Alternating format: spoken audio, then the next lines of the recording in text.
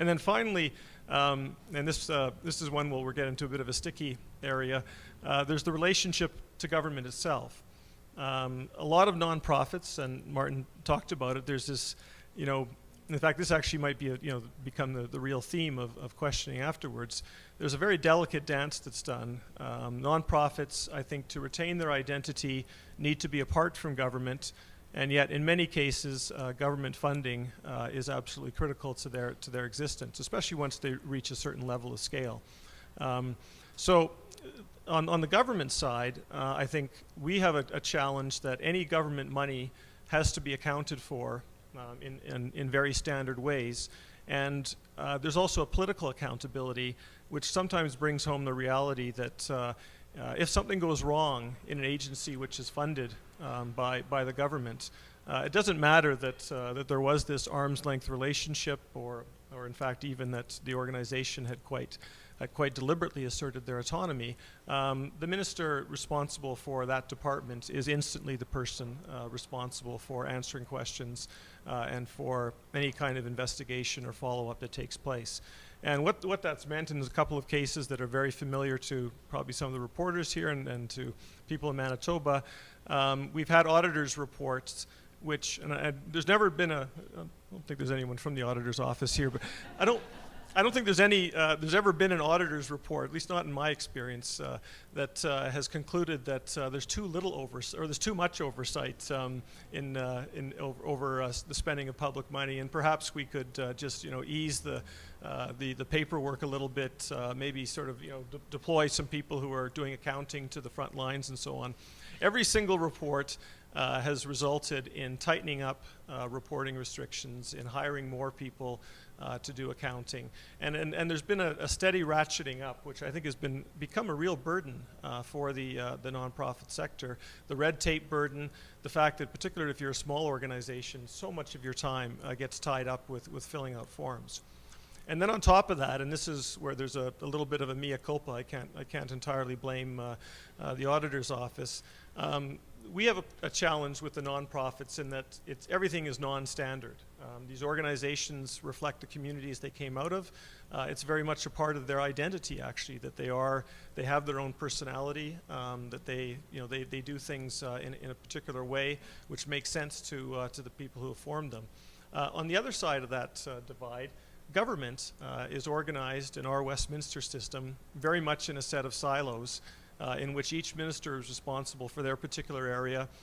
It's almost like a distinct kind of bureaucracy develops within each department, and often has different standards as well. So you're actually, it's not entirely a matter of the nonprofit sector, but government itself has many different kinds of paperwork, many kinds of forms to fill out. And as I said, from our side, we're also trying to standardize relationships, reporting, and accountability with a very non-standard set of actors. So, what have we done to try and address that? Martin already talked about a few of the things, and this is not, I'm not pretending we're too far ahead of the curve, because it only was last year that we really started to try and tackle this in a systematic way. But we are trying to work with nonprofits, particularly the ones that we become most comfortable with, to get into a multi-year funding framework, to ease the regular sort of cycle of annual applications for funding, annual reports, and so on. And so we've chosen, I think it's 32 organizations, 35 altogether, and actually we've now pretty much completed that after making the commitment to work with that pilot. We also committed that we would try and help organizations establish an online portal where they could essentially register all of the information about the organization that would be of interest to funders, and that portal would then be accessible. It's not interactive, but it allows the organizations to control that posting, and also not to reduplicate all the effort that goes into making all of the applications that they have to. And finally, we've tried to move with mixed success towards one common application for nonprofits for government funding. We're not there yet. The other two, I think we are pretty much there, but I think we have quite a bit of work to do.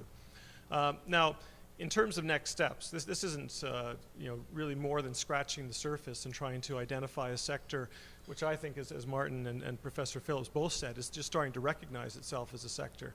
But I think there's a lot more that could be done in terms of allowing organizations or providing the means for them to pool services, and particularly services that we as government insist on, things like accounting services, leadership training, and so on.